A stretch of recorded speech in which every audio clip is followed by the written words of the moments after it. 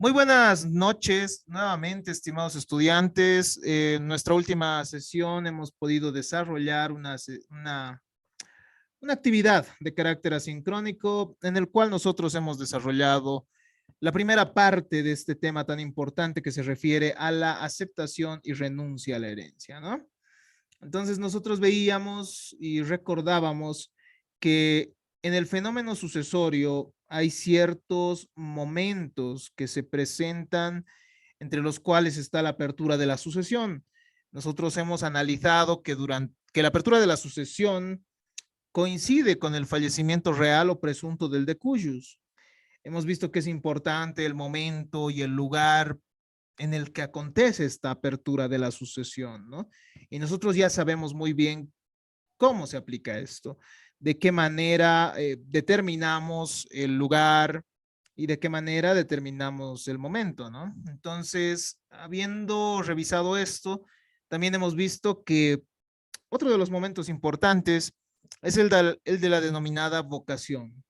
Y esto también lo hemos ido desarrollando, pues hemos visto que los herederos, en mérito al título que ellos tienen, concurren a la sucesión hereditaria.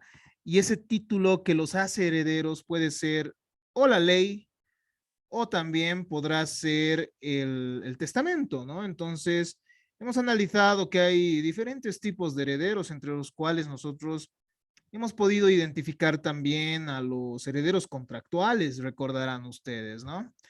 Entonces, la vocación se refiere al llamamiento de quienes pudieran tener derecho sucesorio, ¿no? No todos tienen derecho sucesorio, ¿recuerdan? Y aquí hemos analizado el tema de la capacidad y hemos visto que hay personas incapaces para suceder. Es decir, personas que no tienen la aptitud o idoneidad para suceder. Y en esta temática, en este tema de la aceptación o renuncia de la herencia, nosotros hemos ingresado al estudio de un tema muy importante, ¿no? Y hemos analizado también un tema muy importante que es el de la delación. Cuando nosotros hablamos de la delación, nos referimos al ofrecimiento que se realiza de la herencia a aquellas personas que son llamadas por la ley, ¿no? La vocación atrae a todas esas personas, llama a todas esas personas que tienen un título de sucesores y en el momento de la delación se les ofrece ese patrimonio hereditario que también lo hemos estudiado, recuerdan, ¿no? Hay ciertos bienes que son transmisibles mortis causa y otros que no lo son. Entonces hemos visto que aquellos que sí pueden transmitirse eh, ante el fallecimiento de una persona, eh, bueno, serán ofrecidos a los herederos, ¿no? Y en este momento de la delación surge un importante derecho que es el derecho de opción, al que tendrá el heredero, ¿no? Y también hemos aprendido un nuevo término, recordarán ustedes, recordarán quienes han desarrollado de manera completa la anterior clase, que hay una figura que es la del sucesible, ¿no? Ya no estamos ante el causante y el causaviente, ya no estamos ante el difunto y el heredero, ya no estamos ante el decuyus y ¿qué podemos decir? A ver, el sucesor, ¿no? Estamos ante la figura del sucesible.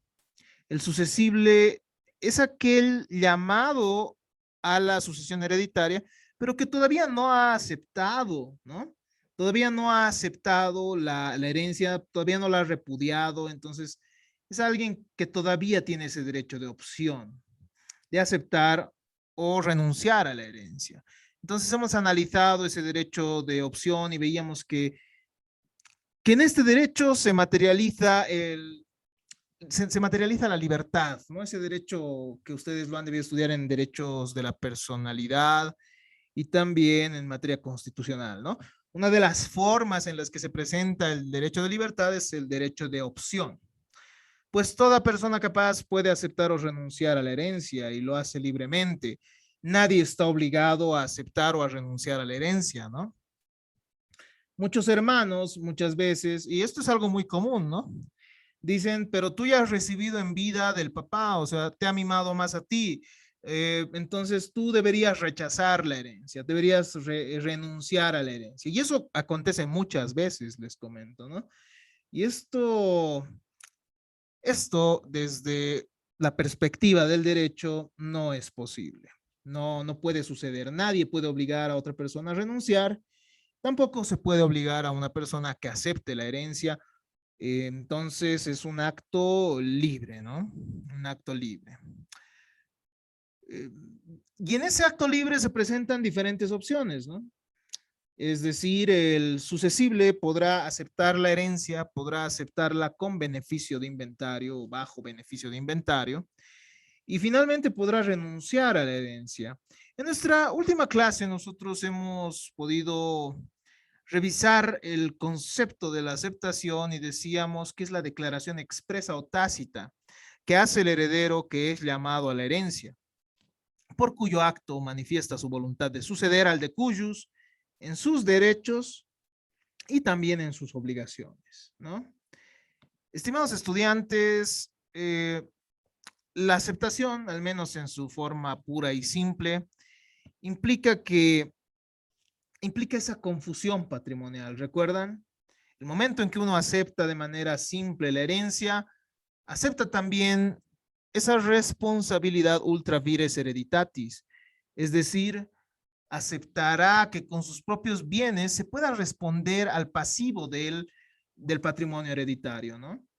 Es decir, aceptará que las deudas del decuyus sean pagadas con su propio patrimonio. Entonces, eso ya lo hemos revisado.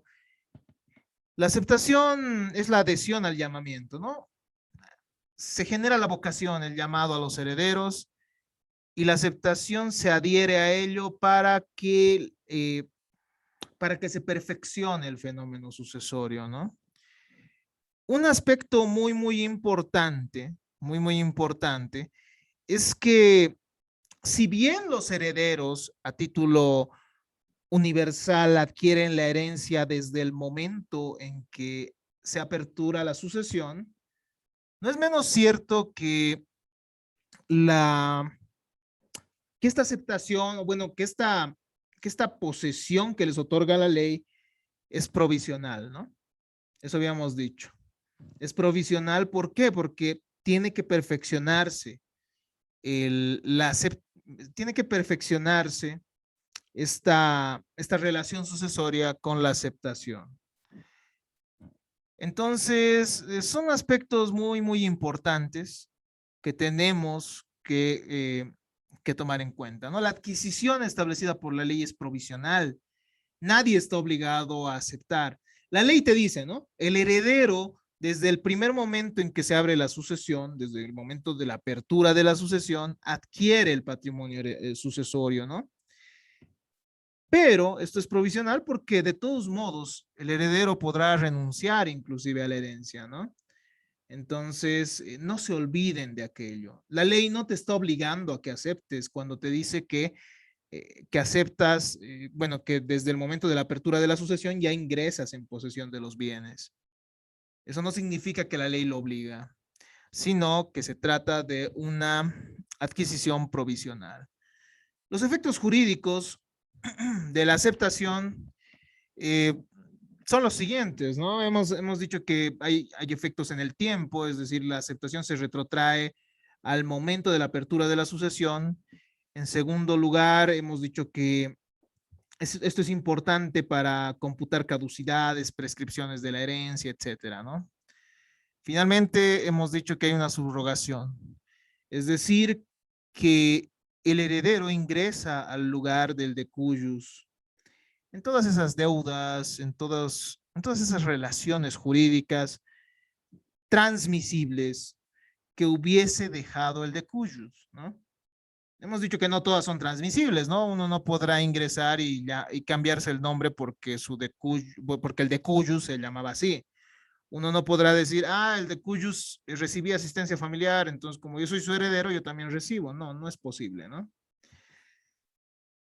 Hemos dado las características de la aceptación, ¿no? Y decíamos que es personal, es un acto de libre decisión, es neutro, porque no es oneroso ni gratuito, ¿no? No es que está realizándose sacrificios patrimoniales y tampoco es necesariamente gratuito, ¿no? Decíamos esto. Es indivisible, el heredero adquiere la totalidad del patrimonio sucesorio, ¿no? O bueno, la parte que les corresponde. La alícuota parte a la que habíamos hecho referencia antes. No es revocable. El aceptante no puede retractarse de la opción que toma. Es cierto que somos libres de aceptar o rechazar o repudiar la herencia o renunciar a la herencia, más propiamente dicha, ¿no? Pero, pero el momento en que se toma esa decisión, el momento en que se acepta la herencia de manera pura y simple, no se puede revocar esa decisión, ya que debe darse certeza a los acreedores del de cuyos, ¿no? Entonces, no debemos dejar pasar esto por alto, ¿no? Es inmodificable, es transmisible y es anulable. Puede ser anulada en caso de que existan vicios del consentimiento. Esto también ya lo habíamos estudiado. Bueno, se ha tomado en cuenta en la sesión asincrónica, ¿no? El heredero tiene que contar con capacidad de obrar para aceptar o renunciar a la herencia, ¿no? Ese es un aspecto que debe tomarse en consideración. ¿Por qué? Porque aceptar la herencia puede afectar también a su patrimonio y puede determinar que el patrimonio del heredero esté compuesto por más pasivos, es decir, que al final termine más endeudado ese heredero, ¿no? Entonces, es en ese entendido que la ley esa, exige esa capacidad de obrar para poder aceptar la herencia. Pero, ¿qué pasa con los menores de edad? La regla en el caso de los menores de edad y personas declaradas interdictas es que la herencia se acepte con beneficio de inventario. Y ese es el tema que nos toca desarrollar el día de hoy. Y lo vamos a desarrollar de manera exhaustiva, ¿no? No sin antes recordar las formas en las que se presenta la aceptación. La aceptación puede ser pura y simple. Cuando se da una aceptación pura y simple, se confunden los patrimonios, habíamos dicho, ¿no? Y bueno, el heredero ingresa en el lugar del de cuyos en las relaciones jurídicas transmisibles que haya dejado. Pero la aceptación también puede darse con beneficio de inventario. Hay ciertas circunstancias, ciertas situaciones en las cuales el de cuyos deja un patrimonio cuya certeza no resulta clara para el heredero, ¿no? El heredero no sabe cuánto activo hay, cuánto pasivo hay. Entonces, para evitar que su patrimonio se vea menoscabado, no menoscabado, a ver, para evitar que su patrimonio se vea afectado, entonces puede aceptar bajo el beneficio de inventario, ¿no? También hay otras formas como la aceptación abreviada. Transcurridos 9 días desde que ha fallecido el de cuyos, es decir, desde la apertura de la sucesión, la persona interesada puede pedir al heredero que acepte o rechace la herencia, ¿no? Entonces el juez otorgará un plazo de 1 mes como máximo y si esta persona no acepta o renuncia, para la ley se presume que ha aceptado la herencia, ¿ya? Eso este es un instituto jurídico, un mecanismo jurídico que puede ser de mucha utilidad, ¿no? Muchas personas, estimados estudiantes, bueno, dejan, ¿no? Pasar los años y no aceptan la herencia, sino hasta que ha pasado 12, 15 años. Y esto podría resultar perjudicial para los acreedores los acreedores de cuyos, por ejemplo, ¿no? A quienes les interesa saber de dónde van a cobrar esas prestaciones que se les debía. También hay otra forma que es la pérdida del derecho a renuncia, ¿no? Puede suceder que el heredero oculte bienes de la herencia. Cuando esto sucede, pierde el derecho a renunciar. Y esto significa que es tenido como heredero puro y simple, sin parte de lo sustraído, ¿no? Entonces, esa es una sanción, digámoslo así, que la ley impone al heredero que ha ocultado los bienes que forman parte del patrimonio sucesorio. Nosotros hemos visto que la aceptación puede ser pura y simple, y hemos visto que esta puede ser expresa o tácita. Expresa cuando se la realiza ante la autoridad competente o mediante un trámite administrativo a título de heredero. Es decir, uno puede desarrollar un ejemplo, ¿no? Un trámite de catastro en derechos reales, no en derechos reales, en la alcaldía, o un trámite de rectificación de datos técnicos en derechos reales, por ejemplo, manifestando que es heredero, ¿no? Entonces, cuando manifiesta expresamente que es heredero, se considera que estamos ante una aceptación expresa. Pero la aceptación también puede ser tácita, cuando el heredero realiza actos que no tendría derecho a realizar si no en su calidad de heredero.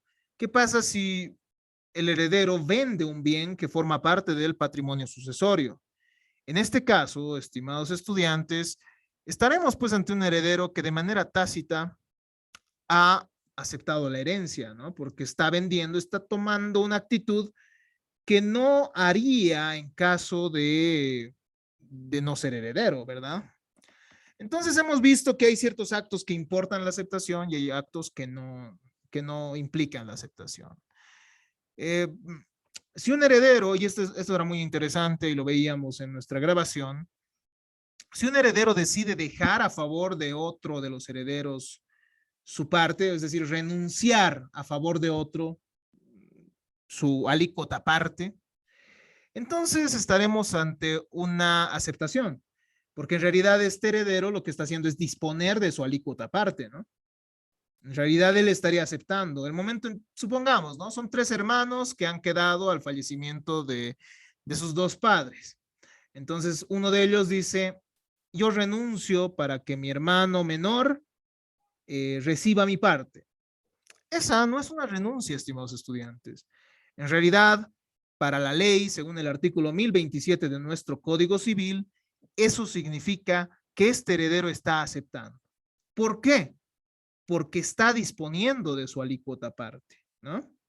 Diferente sería la situación en la que este heredero diga, yo renuncio a la herencia y acuda ante la autoridad competente, lo que implicaría el derecho de acrecimiento de cada cada una de las alícuotas partes de los otros 2 herederos, ¿eh? Porque ahí sí crecerían y bueno, los 2 herederos restantes serían herederos en la mitad. Eso en caso de que no haya representantes, ¿no? Es decir, si este heredero que ha renunciado no tiene hijos, no tiene otros herederos, entonces en ese caso sí opera el acrecimiento. Pero igual lo vamos a desarrollar con más calma en siguientes clases. Pero hay otros actos que no importan aceptación, es decir, que no significan que uno acepta. Por ejemplo, aquellos actos que precautelan los bienes sucesorios. ¿Qué pasa si un muro está por caerse y hay que realizar gastos? Entonces, si el heredero lo ha hecho, bueno, si el sucesible lo ha hecho, es decir, ha realizado este gasto, esto no significa que él esté aceptando la herencia, ¿no? En realidad está realizando un gasto que podrá cobrar después al resto de los herederos que eran los dueños, porque estará realizando también en alguna forma un negocio que no era suyo y que correspondería a los verdaderos dueños que eran quienes aceptaron o que son quienes aceptan. Quien inscribe hipotecas, ¿no? Por ejemplo, para resguardar una obligación o reparar cosas, interrumpir prescripciones. Tampoco es aceptación la venta de bienes consumibles, ¿no? De bienes deteriorables. ¿Por qué? Porque en realidad estos están destinados a perecer, entonces el heredero en realidad solo está precautelando que estos bienes no perezcan, que no se destruyan. Entonces son aspectos a tomar en consideración. El plazo también lo hemos analizado, es un plazo de 10 años y los efectos que se generan son la confusión patrimonial y la responsabilidad ultra vires hereditatis. Es decir, no se olviden de esto, ¿no? El heredero responde con su propio patrimonio por las deudas que han sido dejadas por el decuyos. Hasta esa parte hemos desarrollado nuestra clase anterior, por lo que podemos hablar ahora de la aceptación de la herencia con beneficio de inventario o bajo beneficio de inventario. Este es un acto enteramente libre e individual del heredero, por el cual su responsabilidad civil contractual o extracontractual por nexos con el causante no se extiende más allá de donde alcance la herencia, ¿no? Entonces, ¿qué es lo que pasa con la aceptación de herencia bajo el beneficio de inventario? El heredero podrá decir, el patrimonio sucesorio es diferente al mío, ¿no? Eso es lo que se está pidiendo en la aceptación de herencia bajo el beneficio de inventario. Se dice, un momento, no.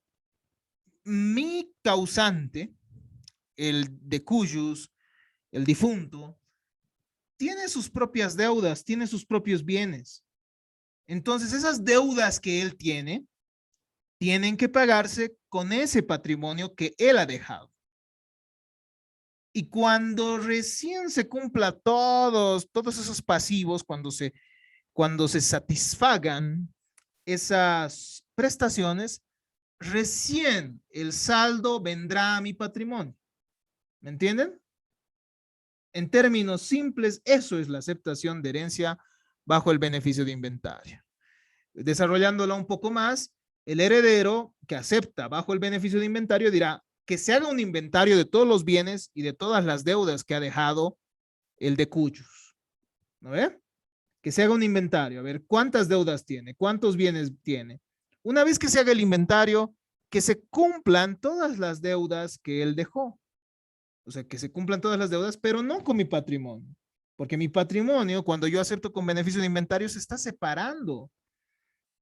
Tendrá que pagarse estas deudas solo con esos bienes inventariados. ¿No ve? Entonces, conserva los derechos y acciones que hubiese tenido contra el causante incluso, combinando las ventajas de acreedor y heredero. ¿A qué va con esto, no? El heredero puede ser a la vez acreedor del decuyus, ¿no? Entonces a él le conviene muchas veces que el patrimonio sucesorio primero le pague a él, ¿no ve?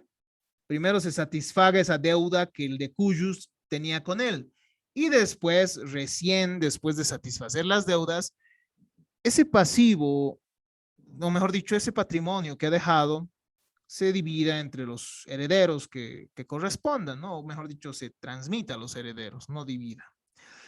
El beneficio es concedido de forma individual. ¿Por qué? Porque algunos herederos pueden aceptar de forma pura y simple. Y eso no impide que otros herederos lo hagan bajo el beneficio de inventario. Entonces, algunos de los herederos pueden aceptar con beneficio de inventario y esto no condiciona a que los otros herederos acepten de manera similar. Por esta forma de la sucesión, los bienes hereditarios pasan a propiedad del heredero, pero permanecen íntegros, distintos y separados del suyo hasta la liquidación de los pasivos y cargas de la herencia, ¿no? Recién cuando se han liquidado los pasivos, cuando se han cumplido todas esas obligaciones que se han dejado, cuando se han cumplido con todas las cargas de la herencia, es decir, aquellos gastos inherentes a esta relación sucesoria, recién después de eso, de ese momento, se transfiere el remanente, digámoslo así, el residuo a favor de los herederos. Es el poder o facultad que el ordenamiento jurídico atribuye al heredero para autolimitar su responsabilidad como tal heredero a los bienes de la herencia intravires, produciendo una configuración como patrimonio separado y patrimonio en liquidación. ¿Qué significa? Se separa el patrimonio del decuyus del patrimonio del heredero, ¿no? Y ese patrimonio del decuyus va a ser el que satisfaga las deudas. La aceptación bajo el beneficio de inventario tiene sus antecedentes en el derecho romano, que en un principio no reconocía este.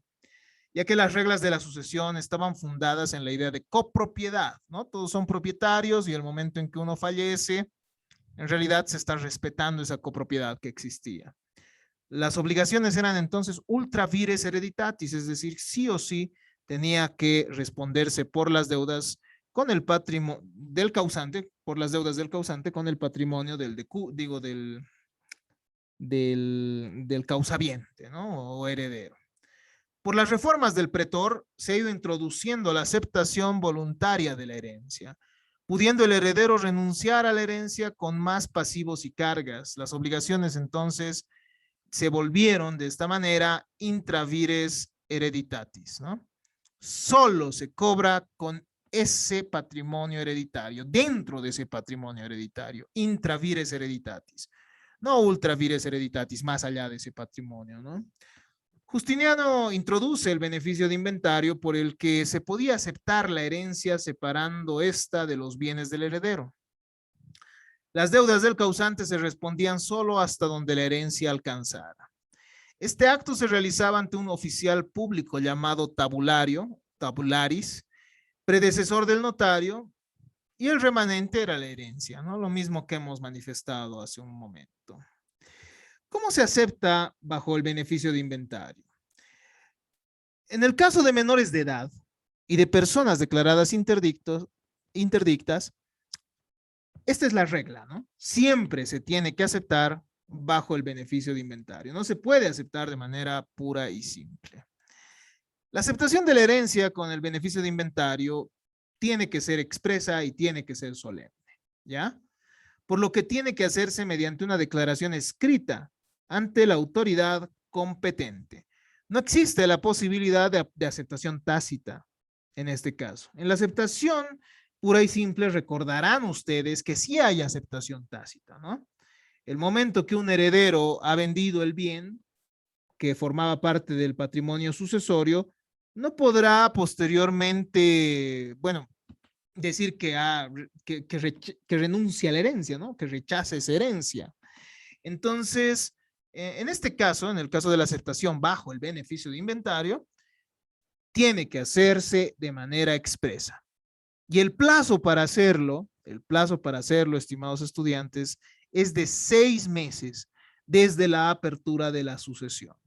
Vencido este plazo, prescribe el derecho de aceptar bajo el beneficio de inventario y no queda más alternativa que aceptar de manera pura o simple o finalmente renunciar a la herencia. Así lo establece el artículo 1032 de nuestro Código Civil. Entonces, la aceptación bajo el beneficio de inventario no puede realizarse en cualquier momento, como se darán cuenta, ¿no? Necesariamente tiene que realizarse dentro de esos 6 meses que establece la ley. En caso de aceptar el beneficio de inventario, en caso de aceptar ese beneficio de inventario, se va a realizar un procedimiento de carácter judicial en el que se levanta una lista de todos los bienes, de todas las cosas o efectos que se encuentren en un determinado lugar, ¿no? Entonces se hace un inventario tanto del activo como del pasivo, que forman parte del patrimonio sucesorio, ¿no?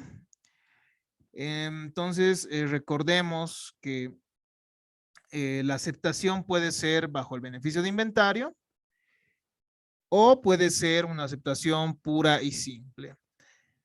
¿De qué formas o bajo qué formas puede presentarse esa aceptación con beneficio de inventario? Hay dos posibilidades, ¿ya?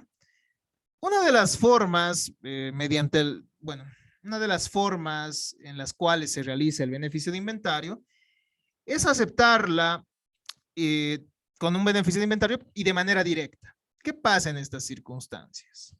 Se levanta el inventario dentro de los 2 días siguientes a la última notificación a los acreedores o legatarios. Entonces, primero se notifica, ¿no? A los legatarios, a los acreedores con esta aceptación, para que ellos también puedan poner en conocimiento de cuáles son sus acreencias, de cuáles son los bienes que les corresponden. El inventario, bueno, 2 días después de la última notificación, comienza a inventariarse todo, ¿no? Y ese inventario tiene que terminar de levantarse en el término de 2 meses. ¿ya? 2 meses es el plazo para levantar ese inventario. Desde esos 2 días, ¿no? Que se les da para levantar.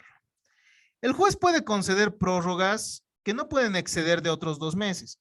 El máximo de tiempo entonces para conceder prórroga es de 2 meses. Puede extenderse como máximo entonces hasta 4 meses.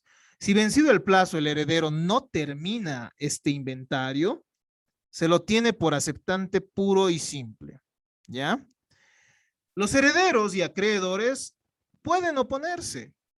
Entonces, en este caso, estos herederos, estos acreedores, tendrán que interponer una demanda ante la autoridad competente dentro de los 30 días, ¿no? Los herederos pueden decir, no, no, no, este inventario que está realizando es fraudulento, o bueno, ellos harán contenciosa esta aceptación bajo el beneficio de inventario, ¿no? Insertarán algún conflicto que amerite que esto sea conocido en otro tipo de proceso. La otra opción de aceptar bajo el beneficio de inventario es que previamente se realice el inventario para aceptar o rechazar, ¿ya? Entonces, en el primer caso, decíamos, uno acepta con beneficio de inventario y el juez ya otorga los plazos, los plazos que hemos dicho. En el segundo caso, la opción es que primero se levante el inventario y luego recién, una vez que se vea cuál es la situación de los activos y pasivos, se acepte con el beneficio de inventario o no, ¿no? O se acepte de manera pura y simple. El trámite va a ser el mismo que en el caso de aceptar directamente, pero los efectos son distintos. ¿Por qué? Si no termina el inventario en el plazo de ley, se lo va a tener como renunciante. Esa es la diferencia, ¿no? En el anterior caso, es decir, cuando uno acepta con beneficio de inventario y no cumple con los plazos, se lo tiene por aceptante puro y simple, ¿no? Pero en este caso, cuando la persona decide que primero se realice el inventario y luego recién va a aceptar, entonces, y esta persona no termina el inventario en el plazo establecido por ley, se lo considera un renunciante. Si el heredero no decide en el plazo de 20 días, 20 días después de levantado ese inventario, se lo tiene también como renunciante. ¿Ya? Así lo establece el artículo 1035 del Código Civil. Entonces, en este caso, igual, ¿no? El juez va a conceder el plazo de 2 meses para realizar el inventario, que pueden extenderse a otros 2 meses. Una vez que se cumple ese inventario, el juez otorgará 20 días, ¿no? O mejor dicho, el heredero tendrá 20 días para aceptar esa herencia con beneficio de inventario o rechazar. Y si no lo hace, también se lo considera como renunciante. Durante este tiempo, para realizar el inventario y deliberación, los acreedores y también los legatarios no van a poder interponer acciones judiciales contra el heredero, ¿ya? Esto opera en cuestión de créditos. Sin embargo, pueden ejercer acciones de dominio, acciones de cuidado. ¿Ya? A ver, ¿qué significa esto? Que mientras el heredero esté realizando ese inventario en los 2 meses o prorrogables hasta 4 meses, obviamente los acreedores del decuyus no van a poder decir, no, no, no, que me pague con este bien. No, ¿por qué? Porque se está realizando el inventario, ¿no? Entonces, se suspende durante ese tiempo la posibilidad que ellos tienen para exigir el cumplimiento de las obligaciones. Pero sí pueden ejercer acciones de dominio, ¿no? Tal vez el de cuyos les tenía que entregar un bien bajo, no sé, ya había un desapoderamiento para que les devuelva un bien, en ese caso sí, ¿no? Este límite va a operar en cuestión de créditos, ¿no? A ver, ¿qué implica la administración de bienes? El heredero que acepta la sucesión con beneficio de inventario se va a hallar obligado también a administrar los bienes como un bonus pater familias, ¿no? Como un buen padre de familia, hasta que se concluya el pago de las deudas. ¿Qué significa esto? Que lo tiene que hacer como una persona razonable, ¿verdad? Como una persona prudente, como una persona que no incurra en negligencia o imprudencia. Es decir, que este heredero tendrá que realizar los cuidados necesarios a los bienes que tengan que entregarse también, ¿no? Obrar como si estos negocios fueran los suyos también, ¿no? Si el heredero no cumple las funciones o descuida los deberes de administración, puede ser sustituido por un interventor judicial, ¿no? A solicitud de los interesados. Esto significa que se puede pedir que sea una tercera persona la que administre estos bienes, el denominado interventor. El heredero con beneficio de inventario va a ser responsable si incurre en culpa grave, ¿no? Si por algún momento, si por algún motivo tenía que entregar algún bien y este ha perecido porque no se han tomado los cuidados necesarios, entonces tendrá que responder en este caso. Los gastos procesales del inventario, el pago de cuentas y cualquier acto que dependa de la aceptación con beneficio de inventario se va a pagar con la masa de los bienes, con preferencia a toda deuda. Entonces aquí vemos que hay una preferencia, ¿no? Es decir, el patrimonio sucesorio va a cubrir esas deudas que emerjan del inventario. Va a haber una persona que realice el inventario, va a haber otra que lo administre, entonces esto se va a pagar con el mismo patrimonio que forme parte, que era parte del decuyus, ¿no? El heredero tiene que rendir cuentas de su administración, por lo común en el año de sus funciones, ¿no? O en cualquier momento que lo pidan los acreedores, legatarios y el juez. Entonces, esa rendición de cuentas es una obligación que emerge. También debe prestarse fianza, pero ¿en qué situación? A fin de evitar una administración irresponsable, el heredero que acepta con beneficio de inventario puede ser compelido por el juez a prestar una fianza real, prendataria o personal que asegure la función. En caso de fianza personal, se requiere la aceptación del fiador, ¿no? Ustedes ya saben qué es la fianza, es decir, se le puede exigir al heredero que acepta bajo el beneficio de inventario y que va a administrar los bienes, que presente a un garante, ¿no? En términos más simples, un fiador. También puede otorgar prenda, también puede otorgar alguna hipoteca. El artículo 1039 establece lo siguiente: en caso que los acreedores y legatarios no confíen en la gestión del heredero, pueden pedir que preste fianza por el valor de los bienes muebles en el inventario y precio de los muebles vendidos. Entonces, es en estas circunstancias de desconfianza en las que pueden solicitar, ¿no? Si el heredero no puede dar la fianza, se venden los bienes muebles depositándose el dinero en un banco, así como el de los inmuebles vendidos, monto con el que se pagará las deudas. Entonces, en caso de que no tenga suficiente dinero para, o bueno, bienes para garantizar su labor, tendrá que procederse de esta manera, ¿no?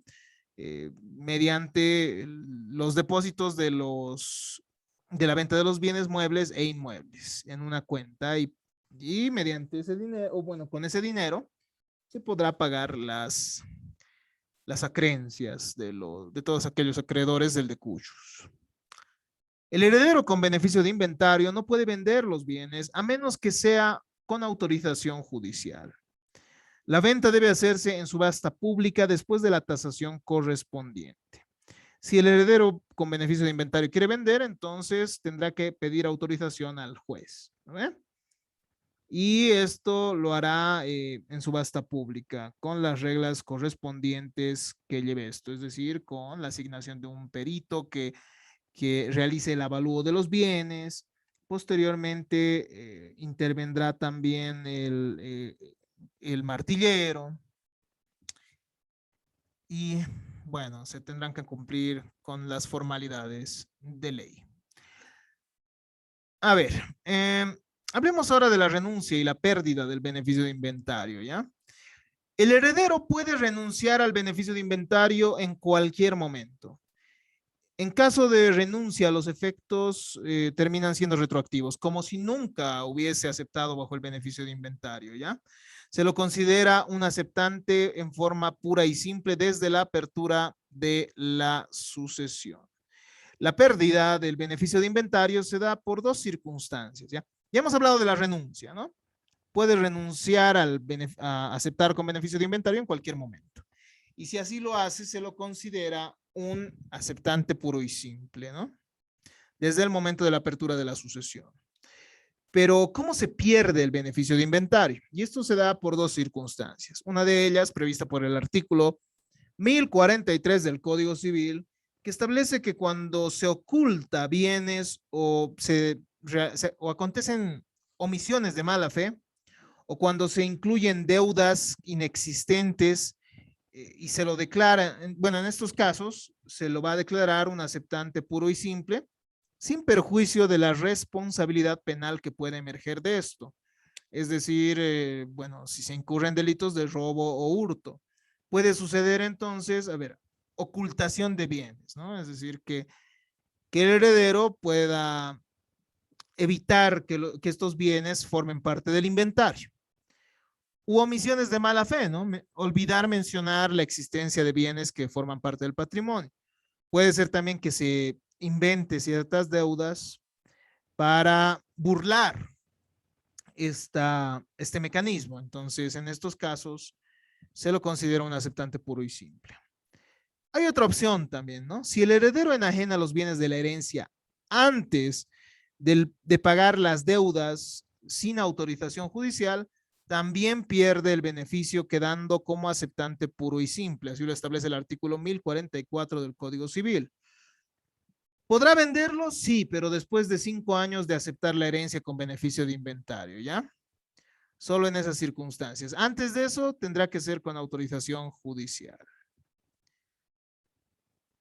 Ahora analicemos el pago a los acreedores y legatarios. Como habíamos dicho, se realiza un inventario con todos los bienes, con todas las deudas. El que administra es el heredero, tiene ciertas responsabilidades, debe prestar incluso fianza, habíamos manifestado, en caso de existir desconfianza por parte eh, de los legatarios y acreedores. Y bueno, habíamos dicho también que puede renunciar o puede perder ese beneficio. Pero ¿qué pasa con los acreedores y con los legatarios bueno, del decujus, ¿no? ¿Qué derechos tienen ellos? ¿Qué es lo que pasa con estas personas? El artículo 1045 del Código Civil regula que una vez que se concluya el inventario y una vez que se reciba la aprobación del juez, se proceda al pago de las deudas en la medida que acreedores y legatarios se presenten, ¿ya?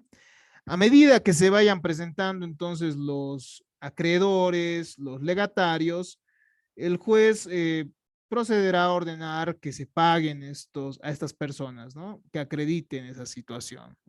En caso que no haya oposición, se cumple con estas obligaciones en la medida en que se presenten, y en caso que los acreedores se presenten cuando se agote el caudal hereditario, pueden repetir contra los legatarios dentro de los 3 años contados desde el último pago.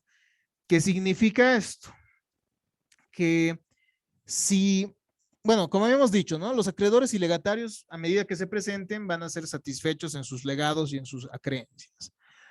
Pero si un acreedor se presenta y bueno, antes que él se ha presentado un legatario, entonces este acreedor podrá exigir que se le devuelvan, ¿no? Puede repetir, como diríamos, puede exigirle a ese legatario que ha recibido un bien, que, bueno, con ese bien se puedan pagar, se pueda satisfacer ese crédito que él tiene. En caso que exista oposiciones, comprendida como todo acto que hace conocer al heredero la existencia de un crédito, el heredero tendrá que pagar en el orden y manera dispuesta por el juez, según los privilegios y preferencias, ¿no? Cuando se opongan entonces los deudores a que se pague de cierta manera o que se pague a alguien, el juez será el que disponga de qué manera se tiene que pagar, ¿no? Es decir, y para esto atenderá a las preferencias y a los privilegios que ustedes los conocen muy bien y que los han estudiado en la materia de obligaciones, ¿no? Ustedes saben que las preferencias surgen de las garantías, ¿no? De la hipoteca, de la prenda, del anticresis, y opera el principio de primero en el tiempo, primero en el derecho. Pero también hay privilegios establecidos por la ley, se acordarán, ¿no? El pago de beneficios sociales del último año, asistencia familiar, gastos funerarios, gastos de salud del último año. Entonces, estos privilegios que ustedes ya han estudiado en su oportunidad.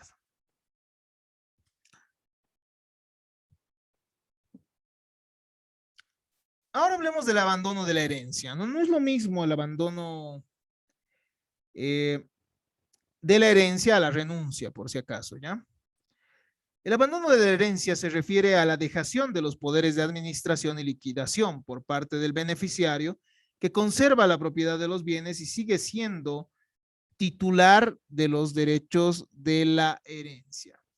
Entonces, cuando un heredero acepta bajo el beneficio de inventario, puede abandonar en su totalidad los bienes sucesorios en favor de los acreedores y legatarios, ¿no? A eso se refiere el abandono de la herencia. Es decir, que él ya no se haga cargo de la administración. En este caso, puede comunicar a la autoridad judicial por escrito y la autoridad judicial va a nombrar a un administrador judicial que se encargue de liquidar la herencia, ¿no? Que se encargue de las ventas y la satisfacción de los créditos de todos aquellos acreedores del decuyus. Concluidos los pagos, el remanente se entrega recién al heredero, ¿no? Así lo establece el artículo 1050 del Código Civil. El nombre de abandono de herencia produce confusiones porque parecería que se refiere a una renuncia o a que alguien deja el patrimonio sucesorio sin algún titular, ¿no? Los hermanos Massot sugieren que se llame dejación de las funciones administrativas de la empresa. Entonces, cuando hablamos de abandono de herencia, estimados estudiantes, nos referimos a la figura por la cual el heredero deja de administrar los bienes, ¿no?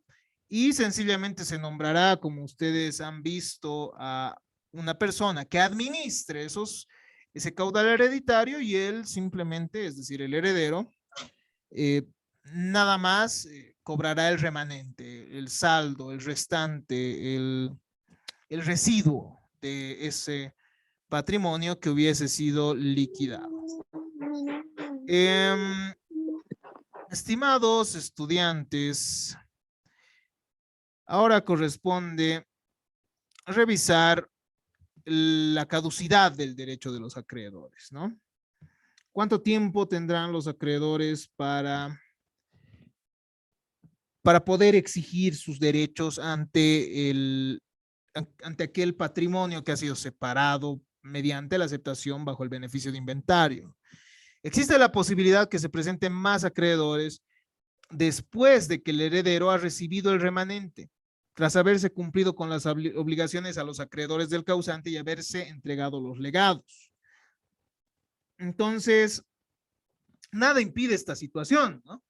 El heredero ya ha recibido todo el saldo, todo el residuo de los bienes, de los bienes que formaban parte del patrimonio hereditario. Puede ser que haya entonces acreedores y legatarios que se presenten después y después que se hayan rendido cuentas por parte del administrador judicial. En este caso, los acreedores tienen la acción de repetición contra el heredero, solo hasta la concurrencia del residuo. ¿Entienden esto? El heredero ha recibido, supongamos, 100 bolivianos de lo que ha sobrado después de pagarles a todos los herederos, ¿no? Después se ha presentado un heredero al que le debe, un acreedor al que le deben $10,000. Entonces, este nuevo deudor únicamente verá satisfecho su crédito en los 100 bolivianos que forman parte del residuo, ¿no? No podrá ver esa responsabilidad ultra vires hereditatis, no se olviden, ¿no? Es intra vires hereditatis. Entonces, esta es una consecuencia lógica de lo que ya hemos estudiado. El heredero solo el acreedor que se presenta después de toda la liquidación, solo podrá atacar a ese remanente que ha recibido el heredero y en el límite de ese monto que ha recibido. No podrá exigirle al heredero que cumpla con sus propios bienes. Este derecho caduca a los 3 años desde que el juez ha aprobado las cuentas al administrador judicial y que el heredero ha recibido, y desde que el heredero ha recibido el remanente, ¿no? Entonces, una vez que el administrador ha pagado todas las deudas y rinde cuentas para finalmente darle el residuo al heredero, Hay 3 años para que los herederos, digo los acreedores, perdón, puedan presentarse y exigir esas acreencias que ellos tienen a su favor. ¿Cuáles son los efectos del beneficio de inventario? Es un medio jurídico de protección del patrimonio del heredero. Cuando la herencia tiene más pasivos que activos, ¿no? Entonces, esto permite al heredero resguardar su propio patrimonio. Los patrimonios no se confunden. Esa es la principal consecuencia, el principal efecto. Entre otras peculiaridades, podemos mencionar estas. El heredero debe pagar las deudas y legados de su causante solo hasta donde alcancen los bienes de la herencia, intra vires hereditatis. El heredero conserva los derechos y obligaciones que tenía con el decujus, excepto las que se extinguen con su muerte. ¿Ya? ¿A qué nos referimos con esto? Estimados estudiantes, cuando uno acepta de manera pura y simple y tenía a su favor un crédito con en el que el deudor era el decujus, ¿qué es lo que pasa? Opera la confusión, ¿no ve? ¿Por qué? Porque uno se vuelve acreedor y deudor a la vez. Esto lo han visto en obligaciones, ¿no ve? Puede suceder que una persona sea acreedora y deudora a la vez, entonces en esta situación se extingue la obligación. Pero cuando se acepta con el beneficio de inventario, el acreedor, que también es el heredero, todavía puede cobrar del patrimonio sucesorio. ¿Se entiende eso? Los acreedores, entonces, los acreedores y legatarios tienen preferencia sobre el patrimonio del decujus frente a los acreedores del heredero. Los acreedores del heredero no pueden atacar ese patrimonio del decujus, no pueden atacar ese patrimonio sucesorio, la herencia, ¿no? La herencia se administra hasta su liquidación, es decir, hasta que se cumplan las obligaciones y se paguen todas las cargas. Si el heredero renuncia al beneficio, pierde el mismo, se confunden los patrimonios y los herederos del causante tienen preferencia de ser pagados primero, sin necesidad de buscar la separación de los patrimonios. ¿A qué nos referimos cuando hablamos de separación de patrimonios? Esto es algo que uno estudia en la materia de obligaciones, tal vez les ha tocado revisarlo. ¿Qué pasa, estimados estudiantes, si el heredero es una persona que solo tiene deudas y el decujus ha dejado un patrimonio relativamente equilibrado, ¿no? Entre deudas y bienes? Si el heredero acepta de manera pura y simple, ¿qué significaría?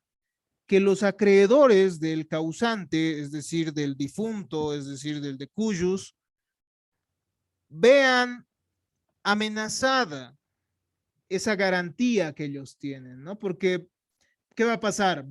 Como se van a confundir los patrimonios, van a haber más acreedores aún, ¿no? De los que ya había. ¿Se entiende ese ejemplo, no? Entonces, para evitar esto, es decir, para evitar que un heredero que tenga más deudas, que, bueno, que perjudiquen a los acreedores del decujus, se ha creado, el derecho vigente, nuestro Código Civil, establece la posibilidad de separar los patrimonios. Esto bajo la figura de la separación de patrimonios, ¿no? El beneficio de separación de patrimonios es un privilegio que la ley establece para proteger a los acreedores hereditarios y legatarios del causante contra la insolvencia del heredero, ¿no? El heredero insolvente podría aceptar de manera pura y simple, pero para evitar que esto les afecte a los acreedores del decujus, el heredero, los acreedores podrán usar este beneficio, ¿no? Busca evitar las confusiones, busca evitar la confusión entre el patrimonio del causante y el heredero. Es decir, que los patrimonios ya no se juntan, ¿no? Ya no hay esa responsabilidad ultra vires hereditatis. Al respecto, el artículo 1056, parágrafo 1 de nuestro Código Civil establece lo siguiente. Cualquier acreedor del decujus y cualquier legatario puede pedir la separación de los bienes pertenecientes al difunto y al heredero. ¿Para qué? Para evitar justamente que los deudores, o mejor dicho, que los acreedores del heredero puedan atacar ese patrimonio sucesorio, afectando a los bienes que formaban parte de la garantía de los acreedores del decujus y que además beneficiarían a los legatarios, ¿no? La siguiente clase nos corresponderá el estudio de la renuncia, ¿no? De la renuncia a la herencia. Veremos cuáles son sus efectos, veremos qué pasa con los menores de edad. Analizaremos también algunas referencias históricas y los requisitos que deben concurrir para renunciar a la herencia, además de los efectos que esto puede conllevar. Muchas gracias a todos ustedes por su atención. Si es que tienen alguna duda, si es que tienen alguna intervención que realizar, pueden hacerlo mediante en este momento, en nuestra sesión sincrónica, o pueden acudir a nuestro foro de consultas. Muchas gracias a todos ustedes por su atención. Hasta aquí nuestra grabación del día de hoy.